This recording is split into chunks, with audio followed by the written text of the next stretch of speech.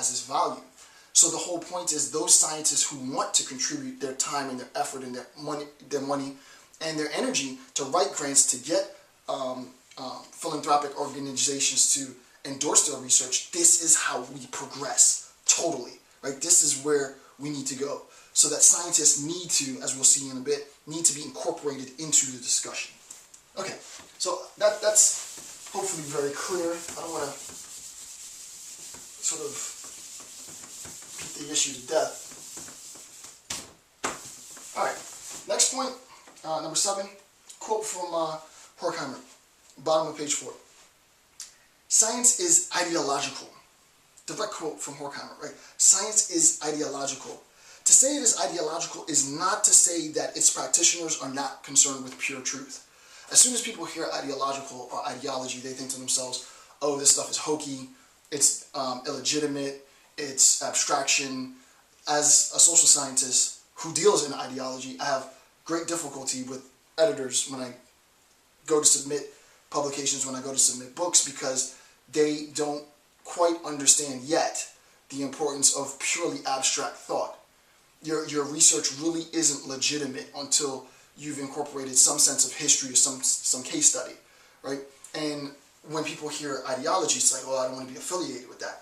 What does Horkheimer say? It's not me. Direct quote from Horkheimer. Science is ideological. To say it is ideological is not to say that its practitioners are not concerned with pure truth.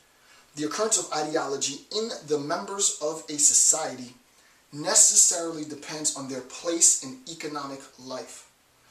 And the question is, well, what does that mean? I don't want to go on yet. When we're talking about ideology in general, and since we're talking about social theory, we're talking about, let's say, the 3 strata of social classes, right? Just for the sake of argument, right? Upper class, middle class, lower class. Upper class, middle class, lower class. The ideology that frames this society is going to be different for each constituent group. And the ideology that frames the society is going to be different for each constituent group. What in the world does that mean? One version of American ideology, and it's not ideology properly speaking, but it's, I would say, more a system of beliefs. It's not a formal ideology, but so I'll just use system of beliefs as a very intro-friendly example, is, and this is a huge generalization, but let's just say the system of beliefs that is incorporated within the catchphrase, the American dream. So you hear the American dream, and the American dream frames what it is, the idea of what it is to be an American. And it frames the idea of what it is to be an American for all Americans, for upper class, middle class, lower class Americans. That system of beliefs, and there are many, many different subsidiary beliefs that go into the American dream. You have to work hard. It doesn't matter what class you're born into. You can rise to the top. Everybody should be able to own their own home, own their own car. Everybody should have access to good education, and so on and so on and so on. The American dream is a very white picket fence, 2.5 children, blah, blah, blah, dog if you're into that, da, da, da, da, da, right? We all have an understanding of what that is. That ideology frames. So it's not technically an ideology at all. It's more of a structured belief system. But for the sake of keeping this discussion introductory, use that as your reference. So, again, to read what he said, the occurrence of ideology in the members of a society necessarily depends on their place in economic life.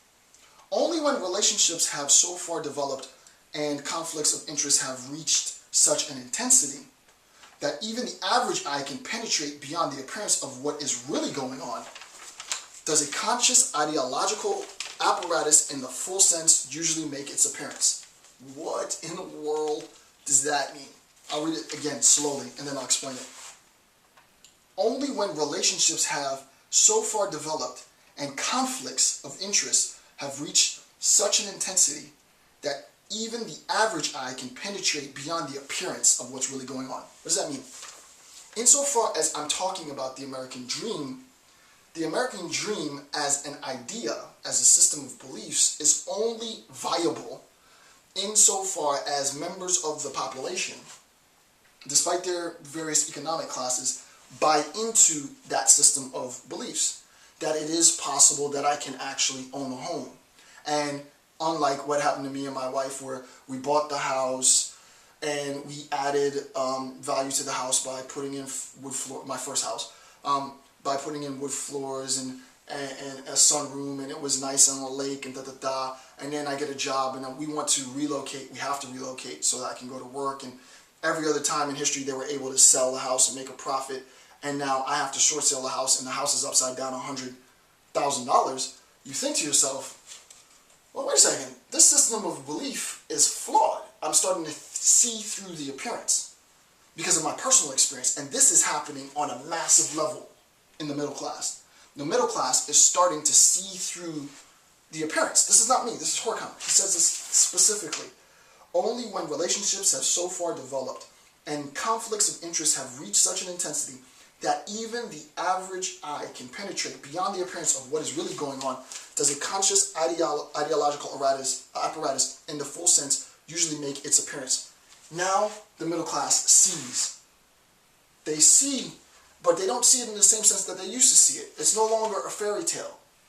It's like you believe in Santa Claus until you recognize that it's mom and dad buying the gifts. It doesn't take away from your sense of enjoyment in the season, but it makes you a little bit more skeptical to the system of beliefs that was told to you that supported Santa Claus. When you realize that the American dream is no longer what they said it was because of personal experience, it's really, really difficult for the people who tell the story of the American dream to get you to buy into this mythical place where everybody gets to own a home, right? This mythical place where you can get an education. And what ends up happening? The middle class becomes more cynical. They see through, to keep it real, the BS. They see through the BS. It's basically what's being said. As an existing society, at the top of page 5, as an existing society is increasingly endangered by its internal tensions, the energy spent in maintaining an ideology grow greater, and finally the weapons are readied. I love that line. And finally the weapons are ready. I mean, that line is on like tattoo level. That's a great line, right? The energy spent maintaining an ideology grow greater, and finally the weapons are readied, all ready for supporting it with violence. The point is, once the grand architects, if you will, quote unquote, the boogeyman, whoever that person is, or that institution, in the Occupy Wall Street, it's not so much the boogeyman. For the Occupy Wall Street, it's the 1%. As I said before, I am trying to do my part to reframe that concept. It's not particularly the 1%, the individuals themselves who have wealth, but it is a system in place to protect the 1%. Well, if it's the system in place that protects those who have money, and the middle class, as we've seen, is seeing through the appearance, this is all Horkheimer, is seeing through the appearance and starting to see the reality that I am not going to have my needs met because the institution is protecting them, then the society is going to get more and more and more emboldened, and more people with nothing to lose, really, with nothing to lose, are going to be more motivated to direct their aggression somewhere. Now, the genius of the Occupy movement is that it has been, for the most part, an absolutely, at least in the United States of America, it's been an absolutely peaceful movement. Shout out to the movement. That's why I'm doing what I'm doing, because it's a peace, at least at this point in time, it's a peaceful movement. So I'm on board. Now, if the power of the people, according to Horkheimer, and hopefully this doesn't happen, but if the power of the people get to a point where it truly challenges the authority of the mechanisms protecting the 1%, then Horkheimer says they are willing to defend the ideology with force. Right? Okay, so synthesis. Page 5. 1. Science is ideological, and the ideology it defends